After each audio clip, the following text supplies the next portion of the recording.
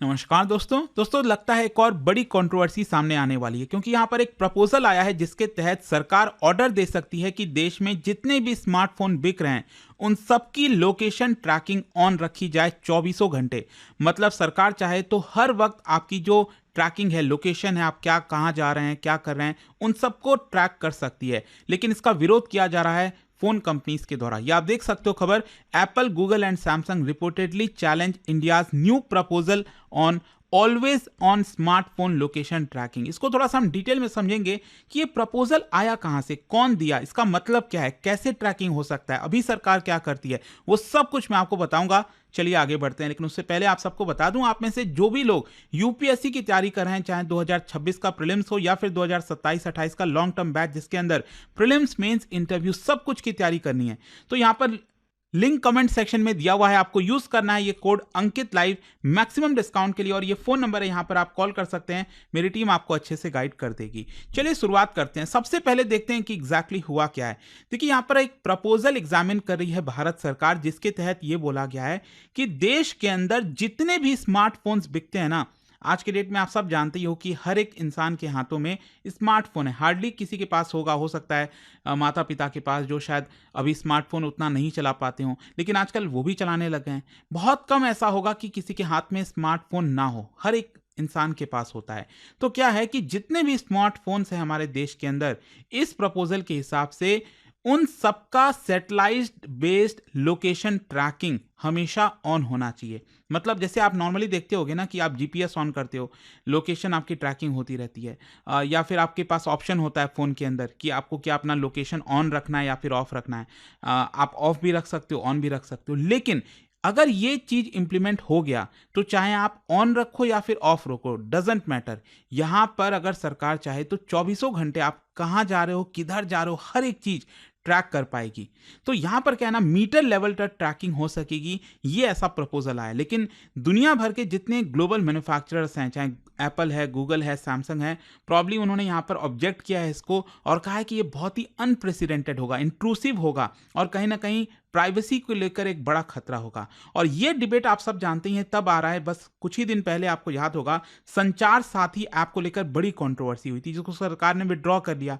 अब सरकार का ये कहना था, पहले तो सरकार लाने वाली थी, ऑलरेडी प्रपोजल दिया था मोबाइल फोन मैन्युफैक्चरर्स को, लेकिन जब ये कंट्रोवर्सी सामने आई तो सरकार ने कहा कि नहीं, ऐसा नहीं है, इसको आप चाहो तो डिलीट कर पाओगे। लेकिन आगे चलकर सरकार ने कहा कि हम विड्रॉ ही कर लेते हैं, मतलब हम कंपनीज को बोलेंगे ही नहीं, जिसको डाउनलोड करना है करे, नहीं करना है। उसके बाद ये अगेन एक नई कंट्रोवर्सी सामने आ रही है। तो खैर, क्वेश्चन सबसे पहले आपके मन में यह आएगा कि ये प्रपोजल आया कहां से, कौन इसको चाहता है, सरकार क्यों एग्जामिन कर रही है।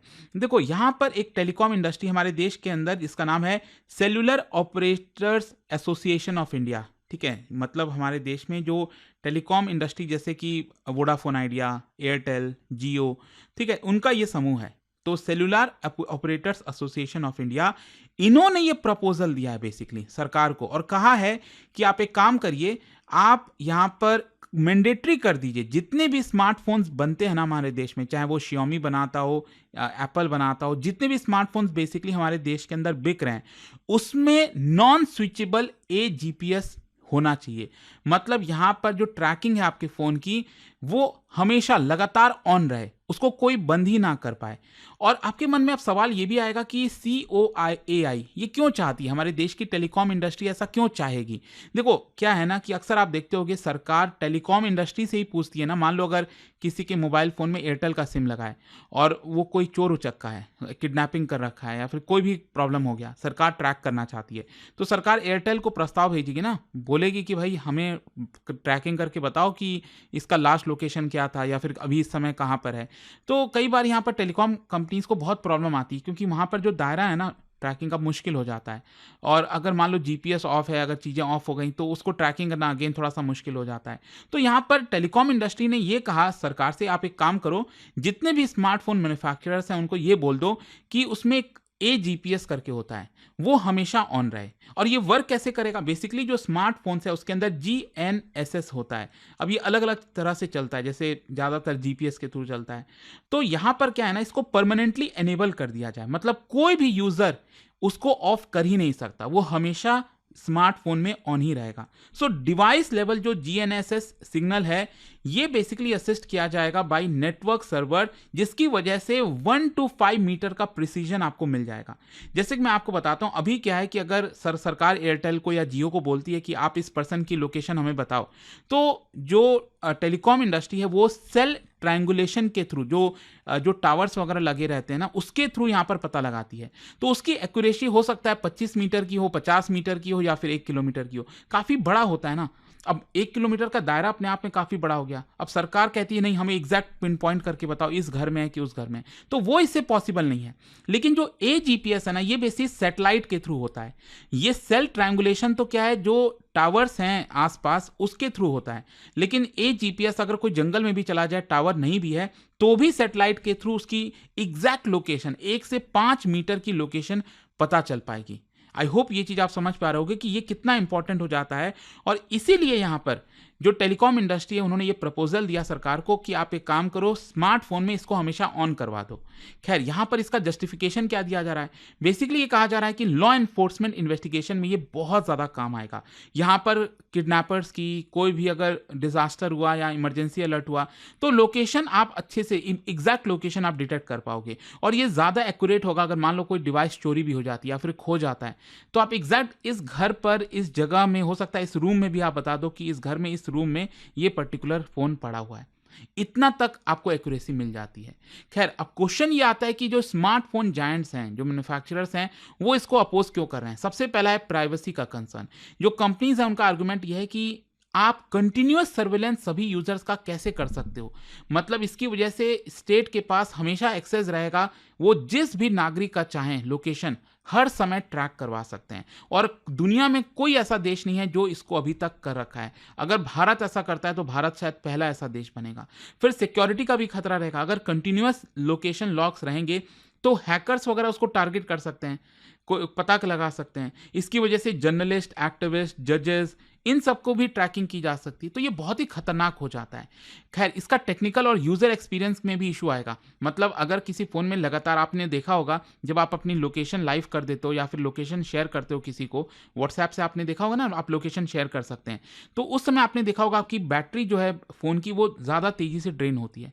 तो अगर ये हमेशा ऑन रहा तो आपकी फ़ोन की बैटरी पर असर आएगा, परफॉर्मेंस डिग्रेड हो जाएगी, यूज़र का जो कंट्रोल है, कंसेंट है, वो यहाँ पर लूज़ हो जाएगा। तो ये बहुत सारे प्रॉब्लम है। और पॉलिसी रेड फ्लैग भी है। मतलब जो डिवाइस मेकर्स हैं उनका कहना है कि इंटरनेशनली ये बहुत ही अनप्रेसिडेंटेड होने वाला है। इसकी वजह से इन्वेस्टर्स का कॉन्फिडेंस लूज होगा, फॉरेन टेक जो है वो पार्टिसिपेट नहीं करेंगे। खैर, इसका रिस्क और कंसर्न क्या है? देखो, मास सर्वेलेंस, मैंने आपको बताया ना, कंटिन्यूअस यहाँ पर आप किसी पर्सन की चीज़ों को ट्रैक करना, मतलब उसका रूटीन क्या है, उस पर्सन का रिलेशनशिप किसके साथ है, पॉलिटिकल मीटिंग्स किसके साथ कर रहा है। सरकार चाहे तो किसी को भी टारगेट कर पाएगी ना इस तरह से, उसका रिलीजियस एक्टिविटीज़ क्या है। तो इसकी वजह से डिसेंट सरप्रेस होगा, प्रेस फ्रीडम कॉम्प्रोमाइज हो सकती है, अब्यूज और मिसयूज का पोटेंशियल है। मतलब यहाँ पर आप जानते हैं हमारे देश में घूस देकर कितना आसानी से काम कराया जा सकता है। तो मान लो आपका कोई पड़ोसी है, कोई मित्र है, किसी का भी अगर आप ट्रैकिंग कराना चाहो, तो फिर तो आप सरकार के किसी बाबू को करा सकते हो ना। ये सब चीज़ें चलती हैं हमारे देश के, मुझे कुछ ऐसा कोई अलग से बताने की जरूरत नहीं, कुछ छुपी हुई चीज़ें नहीं है। तो ये सब प्रॉब्लम है। फिर डेटा सिक्योरिटी का भी खतरा है। सेंट्रलाइज्ड लोकेशन जो डेटाबेस होगा, हैकर हो सकता है उसको टारगेट करे, कई लोगों की लोकेशन पता चल जाए।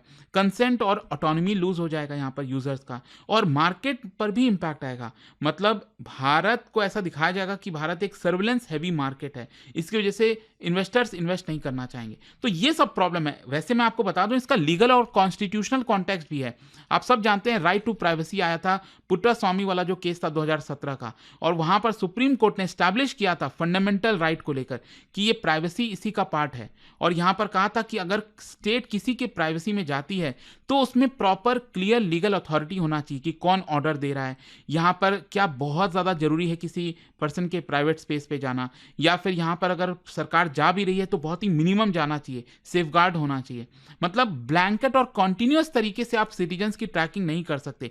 तो कहीं ना कहीं अगर सरकार ऑर्डर देगी तो सुप्रीम कोर्ट में यह मामला जाएगा और डेफिनेटली इसकी स्क्रूटनी होगी। और दूसरा, आप 2023 का कानून देखोगे ना, digital personal data protection act, तो उसमें भी लोकेशन डेटा को सेंसिटिव पर्सनल डेटा के अंदर लाया गया है और उसमें भी बोला गया है कि डेटा मिनिमाइजेशन, पर्पस लिमिटेशन, ये सारी चीजें कही गई हैं। मतलब आप किसी पर्सन का इस तरह से लोकेशन डेटा ट्रैकिंग कराना मतलब इस कानून का उल्लंघन होता है एक प्रकार से।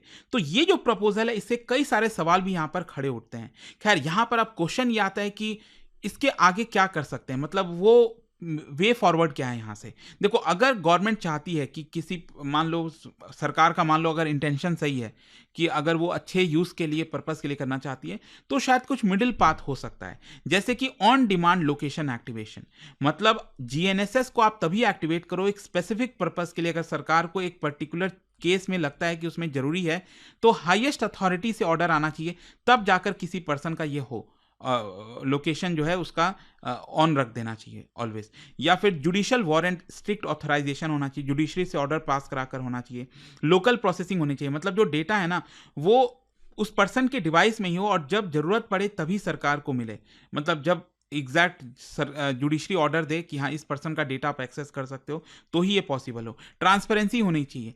फिर इसके अलावा रिटेंशन लिमिट, मतलब अगर किसी पर्सन का लोकेशन डिटेक्ट कर रही है सरकार, तो वो कितने लंबे समय तक कर रही है, क्या वो 2 घंटे के लिए कर रही है या फिर 2 साल के लिए कर रही है, 2 महीने के लिए कर रही है, वो पीरियड डिफाइन होना चाहिए। स्पेशल प्रोटेक्शन मिलना चाहिए, स्पेशली जर्नलिस्ट को, एक्टिविस्ट को, डिफेंस पर्सनल को।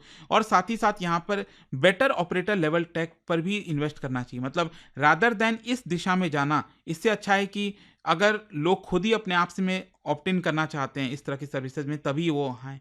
तो ये जो सोल्यूशन है वो कहीं ना कहीं बैलेंस तरीके से जा सकता है, तभी शायद ये पॉसिबल हो सकती हैं। और इंटरनेशनल कंपैरिजन मैंने आपको बता ही दिया, दुनिया में कोई ऐसा देश नहीं है जो स्मार्टफोन मैन्युफैक्चरर्स को बोलो कि आप स्मार्टफोन के जो जीएनएसएस है उसको हमेशा ऑन रखो, ये पॉसिबल ही नहीं है किसी भी देश के अंदर। ज़्यादातर कंट्रीज यहाँ पर इमरजेंसी के समय ऑर्डर पास कराते हैं और तब उस पर्सन की जो लोकेशन है वो ऑन होती है और तब उसका ट्रैकिंग किया जाता है। तो अब देखते हैं इसको लेकर क्या होता है। अब जहां तक सवाल है कि आगे क्या हो सकता है, देखो अभी तो क्या प्रपोजल सरकार एग्जामिन कर रही है और यहां पर सरकार स्मार्टफोन मैन्युफैक्चरर्स के साथ, टेलीकॉम ऑपरेटर्स के साथ, civil society, cyber security expert, इन सब के साथ चर्चा करेगी। और यहां पर अगर मान लो अगर सरकार इसको अप्रूव कर देती है, तब तो मामला डेफिनेटली सुप्रीम कोर्ट के अंदर जा सकता है और पब्लिक का भी बैकलैश आ सकता है, जैसे संचार साथी ऐप के दौरान हमने देखा था। तो लेट्स सी अब क्या होता है आगे बढ़ाई। होप कि ये जो पूरा कंट्रोवर्सी सामने आई, जो खबर सामने आई, वो आपको अच्छे से समझ में आ गई होगी। और जाने से पहले एक बहुत ही इंटरेस्टिंग क्वेश्चन, क्या बता सकते हैं हमारे संविधान में जो आर्टिकल 21 है उसके अंदर कई सारी चीजें हैं जो सुप्रीम कोर्ट ने समय समय पर बताई हैं।